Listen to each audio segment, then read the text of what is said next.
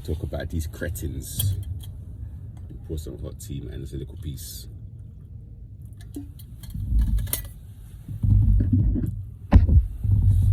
Festive period. What we're gonna do around this festive period? Huh?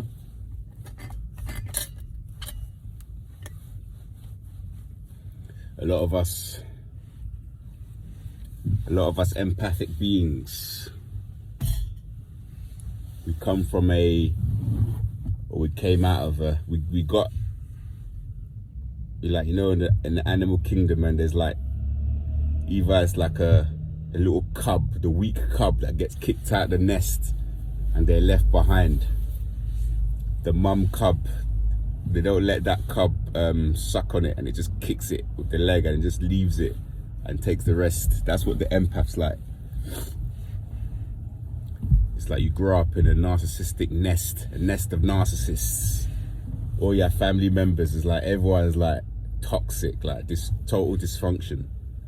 Narcissistic parent with the golden child and the scapegoat. Sometimes we're the scapegoat, but I feel like in my situation, there may be another scapegoat, because I was a bit, you can still be kind of an empath and be golden, because when I was younger, I remember I got golden child treatments when I did what was asked of me. So like, it was conditional, you know, them ones where it's like, let me try to speak normal, it sounded like a road, but you know,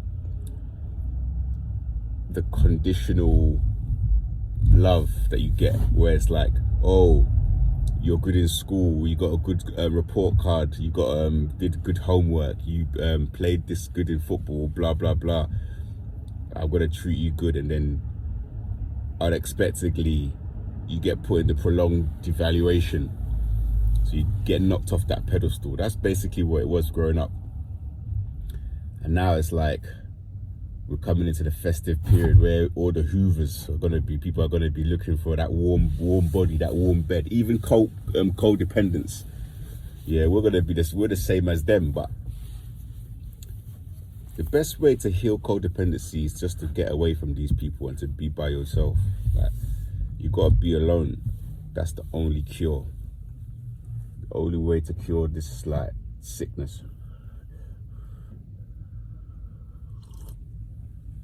As I was saying in my video last night, imagine not ever knowing about narcissism, and either you're just with the love of the girl that you grew up with, that it's like the love of your life, but you work with people that have this pathology, people who have this mental illness, and you have no clue why people are acting up.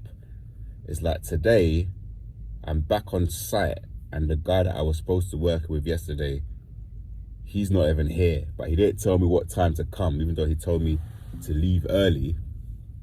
And when I get here, it's like the people, the civil team are like, oh, it's not him coming, it's a different guy. So I just called up my supervisor. He was like, oh, hang tight, the other guy's coming from quite far, so he might be in traffic, blah blah blah. But this communication could have been this could have been communicated yesterday or this morning or whatever. But this is how it goes, man. It's like, it's almost like they want to keep you on edge. I felt his energy yesterday anyway, that guy that I was working with. I could tell he was a bit of a narc. He had narc energy. But they want to always keep you like, yeah, like you're in this, like, and that wheel, like you're a little mouse running around the wheel, like you never know what's going on. Like, oh, take this material, bring this, bring that, and then you get there, nobody's there. That's how these people work. It's all about trying to control people. It's about dominating people. It's about deflection. It's about, you know, shifting blame, not taking accountability, all of these things, all of the negative things of humanity is these people, these cretins. But I'm going off topic. I'm really trying to talk about these family members. So the family members, it's like everybody is kind of competing for that attention from the parents, the validation of the parents. Even as an adult now, I still sometimes see one of the siblings, she kind of like, from time to time, does stuff to get attention. Like she either obviously they like negative, so she'll cause some sort of aggravation, and then there'll be a big argument, or she will complain about not getting enough something. So there's that. There's just so much kind of like back and forth, innit? That's what it's like. Everything's like chaos.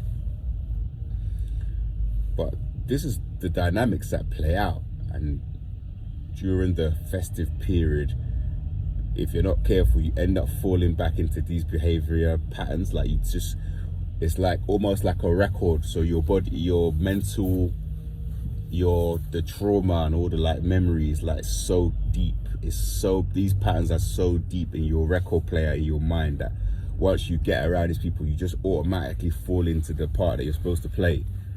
But no, we gotta get away from these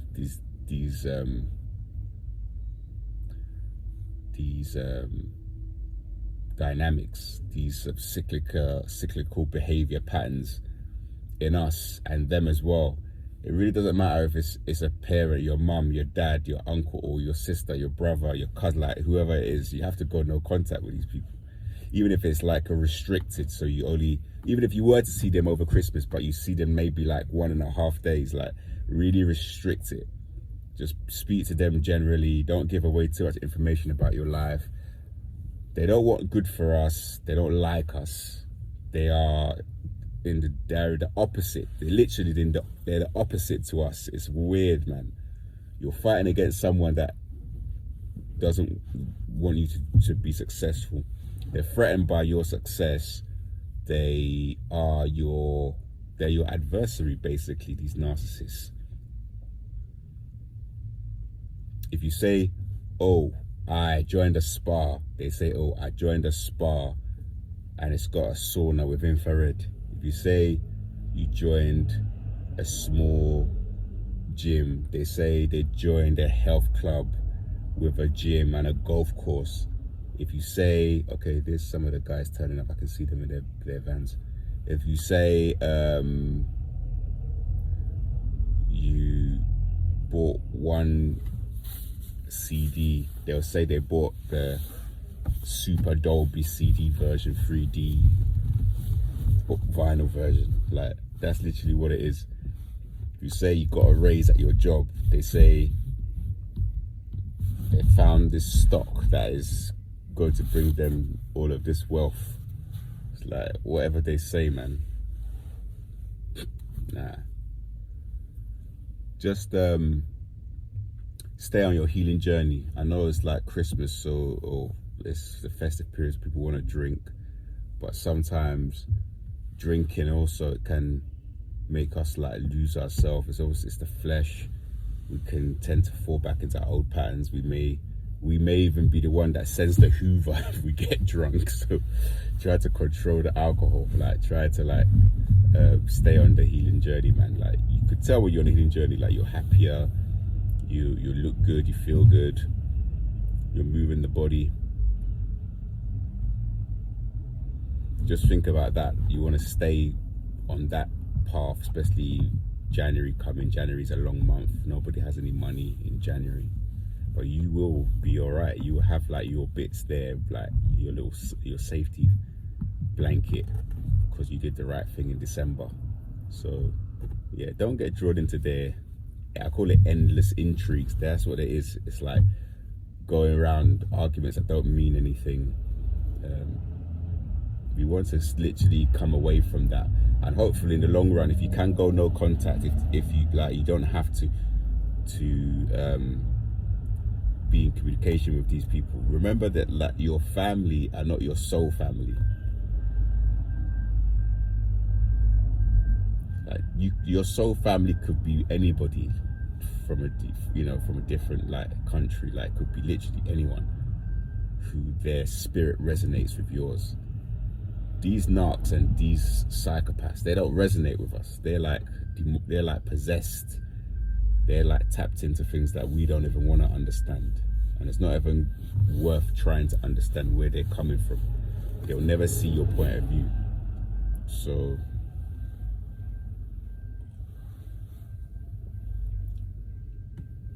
just try and focus on yourself for a bit. 6 months, 1 year. Just step away from these people.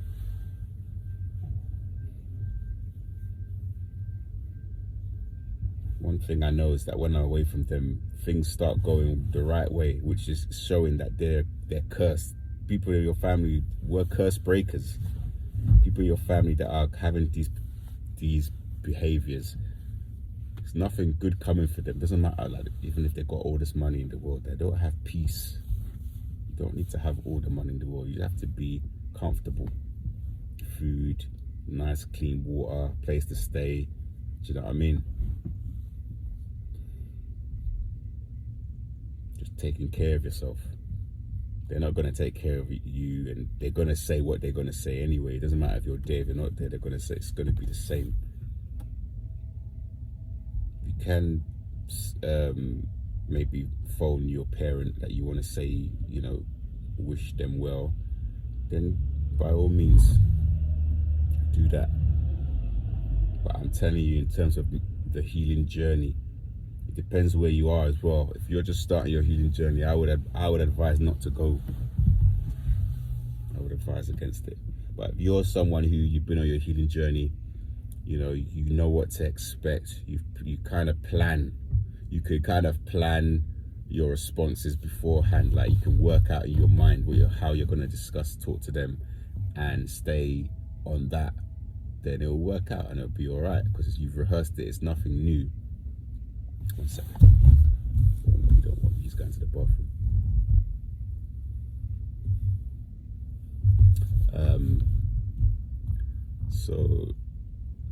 So yeah, that's basically what I want to talk about. But I do need to make a longer video about the family. I don't want to give away too much about my scenario, because I don't know.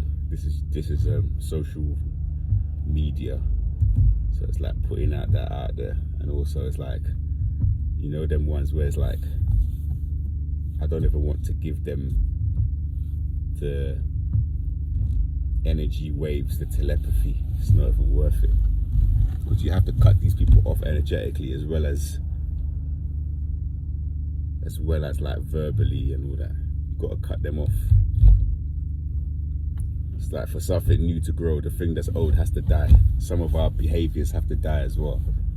Some of our wounds, we have to leave the wound. Don't keep scratching the wound, let the wound heal. Yeah. But over time, the scab gets hard. So even if you relapse a little bit, you're still getting better.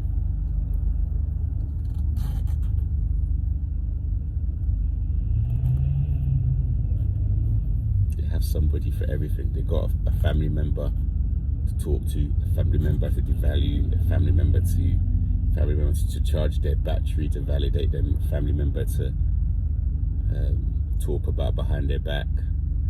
You know, they'll phone people in another country, they have a family that's based in another country, spread rumors to them, smear campaign your name if you're not there. People in the other country be like, oh, why hasn't this person come back for the dinner? Blah, blah, blah. It's just so toxic. And then that family member will text you or call you and ask you, and it's like going around and around in circles like a little game. Yeah, that was one of the guys. Just waiting to come from behind. So yeah, I gotta go to work now, so I just wanted to make a quick little video.